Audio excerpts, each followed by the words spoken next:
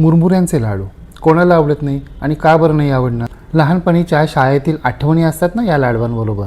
आता जर मार्केटमधून विकत आणून खावेसे वाटले तर भीती वाटते. भेसळ तर नसेल ना? शुद्ध असतील ना हे लाडू? त्यापेक्षा घरीच करूयात का? जमतील ना आपल्याला? चिकट चिवट तर नाही ना होणार? पाक पातळ होईल की खूप कडक होईल? लाडू दातांनी सहज तुटतील की चिकटून बसतील? असे एक ना अनेक प्रश्न तुमच्या डोक्यात घोंगावत असतील. परंतु तुम्ही मुळीच काळजी करू नका. तुम्ही जरी पहिल्यांदाच लाडू करणार असाल ना आणि आपण पाहिलेल्या पद्धतीप्रमाणे तुम्ही लाडू केले तर तुमचे लाडूसुद्धा अगदी मार्केटसारखे होतील, कुरकुरीत आणि खुसखुशीत. चला तर पाहूया मुरमुऱ्यांचे लाडू.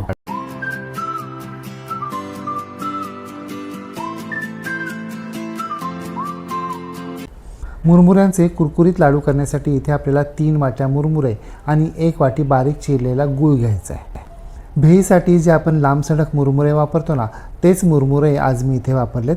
परंतु जर तुम्हाला भडंगसाठी लागणारे जाड बुटके मुरमुरे वापरायचे असतील तर तसंही तुम्ही करू शकता. गूळ मात्र आपल्याला पिवळा वापरायचा नाही आहे, आपल्याला सेंद्रिय काळा गूळच वापरायचा आहे.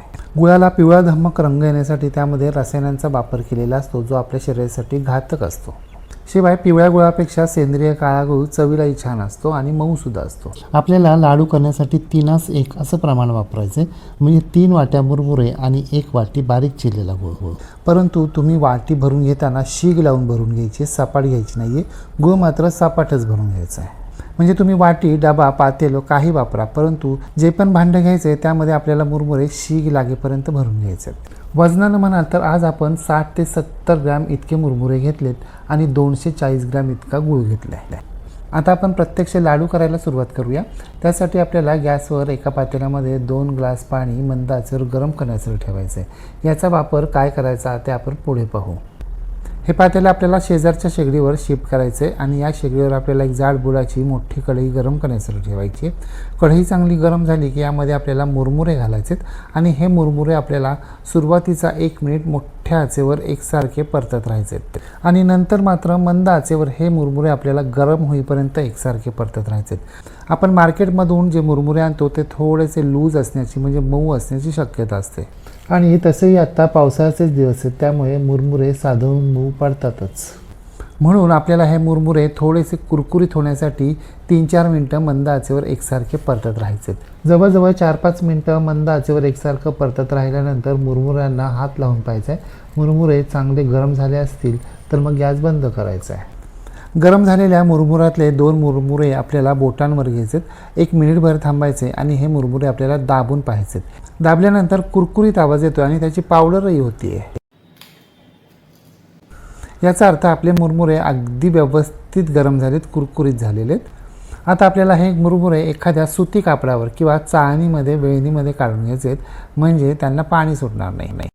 आता कढईमध्ये आपल्याला 1 चमचा साजूक तूप घालायचं आहे आणि कढईच्या आतल्या बाजूला हे साजूक तूप चमच्याच्या साहाय्यानं व्यवस्थित लावून घ्यायचं, कोट करून घ्यायचं. साजूक तुपामुळे आपल्या लाडूंना चव तर येतेच, शिवाय ते आतमधून चिवट होत नाहीत. परंतु फक्त 1च चमचा साजूक तूप आपल्याला घालायचं आहे, खूप घालायचं नाही आहे. आता यामध्ये आपल्याला 1 वाटी बारीक चिरलेला गूळ घालायचा आहे आणि हा गूळ आपल्याला सुरुवातीचा 1 मिनिट मोठ्या आचेवर एकसारखा परतत राहायचा आहे, हलवत राहायचा आहे. 1 मिनिटानंतर मात्र आपल्याला गॅसची फ्लेम बारीक करायची आणि मंद आचेवर हा गूळ आपल्याला पूर्णपणे विरघळून घ्यायचा आहे. इथून पुढे आपल्याला गॅसची फ्लेम एकदाही मोठी किंवा मध्यम करायची नाही आहे, मंदच ठेवायची आहे. काही जण हा गूळ विरघळून घेण्यासाठी त्यामध्ये 1-2 चमचे पाणी घालतात, परंतु आपल्याला तसं अजिबात करायचं नाही आहे, तशी गरजही नाही आहे. मंद आचेवर साधारणपणे 3-4 मिनटं एकसारखं हलवत राहिल्यानंतर आपला गूळ विरघळायला सुरुवात झाली आहे, परंतु अजून पूर्णपणे विरघळलेला नाही आहे. 6 ते 7 मिनटं मंद आचेवर एकसारखं हलवत राहिल्यानंतर गूळ पूर्णपणे विरघळला आहे, परंतु तरी देखील आपल्याला आणखी 1 मिनिट गूळ हलवतच राहायचं आहे. 1 मिनिटानंतर गुळाचं सिरप फसफसू लागले, त्याला फेस येऊ लागला आहे. आता एका प्लेटमध्ये आपल्याला थंड पाणी घ्यायचं आहे आणि या पाण्यामध्ये आपल्याला या गुळाच्या सिरपचे 4-5 थेंब घालायचे आहेत. हे पहा, थेंब घातल्यानंतर आपलं गुळाचं सिरप पाण्यामध्ये पसरत नाही आहे, विरघळत नाही आहे, त्याचा घट्ट गोळा तयार झाला आहे. घट्ट गोळा जरी तयार झाला ना तरी काय करायचं, हा घट्ट गोळा आपल्याला ताणून पाहायचा आहे. ताणून पाहिल्यानंतर तो रबरासारखा ताणला जाता कामा नये, परंतु आपली ही गोळी थोडीशी ताणली जाते, याचा अर्थ आपलं सिरप अजूनही थोडं कच्चं आहे.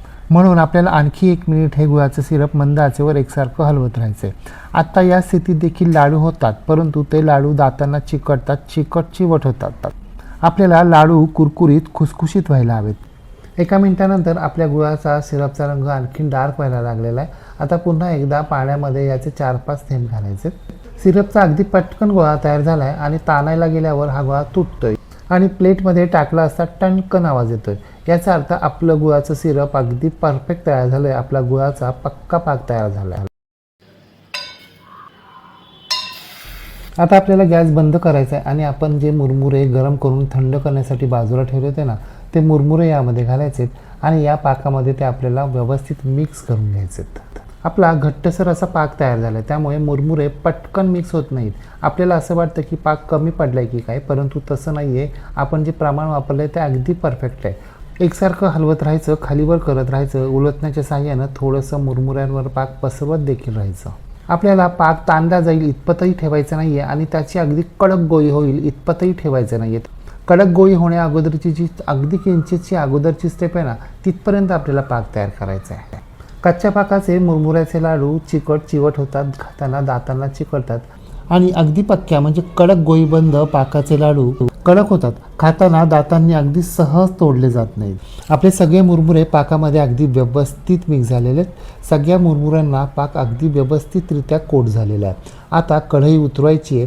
हाताला थोडंसं साजूक तूप लावून घ्यायचं आहे, म्हणजे मुरमुरे हातांना चिकटणार नाही.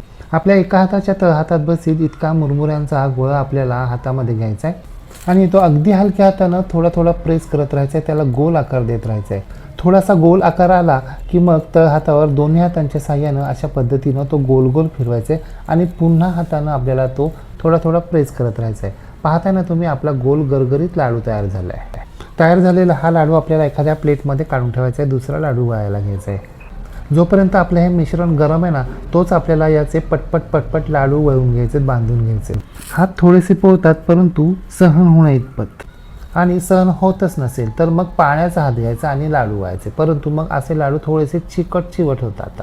सुरुवातीचे 2-3 लाडू वळून झाल्यानंतर आपण पातेल्यामध्ये पाणी गरम करून ठेवलं होतं ना, ते पाणी घ्यायचे आणि या गरम पाण्यावर आपल्याला ही कढई ठेवायची आहे आणि लाडू वळायला सुरुवात करायची आहे. असं केल्यानं काय होतं, आपलं मिश्रण पूर्णपणे थंड होऊन ते कडक होत नाही, गरम राहतं, कोमट राहतं.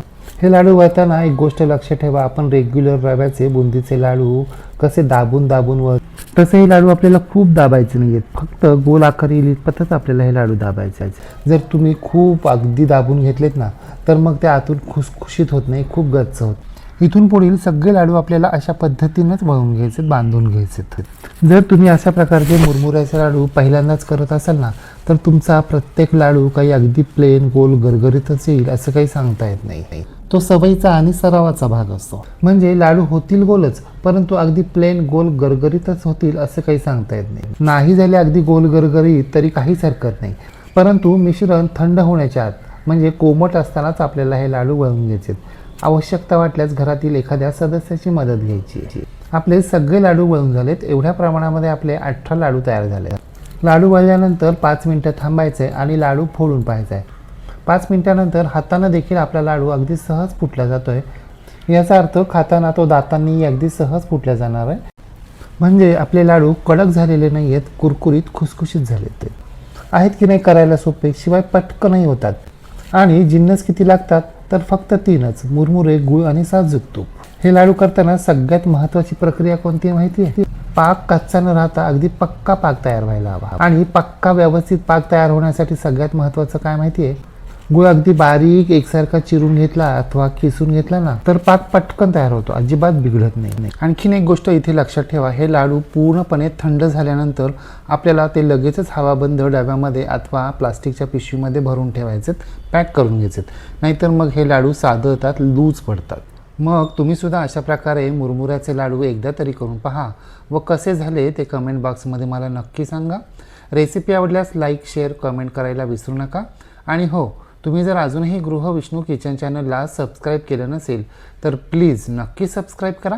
शेजारील बेल आयकॉनवर प्रेस करा, ऑल सिलेक्ट करा, म्हणजे माझ्या नवनवीन रेसिपींचे नोटिफिकेशन तुमच्या मोबाईलवर येतील.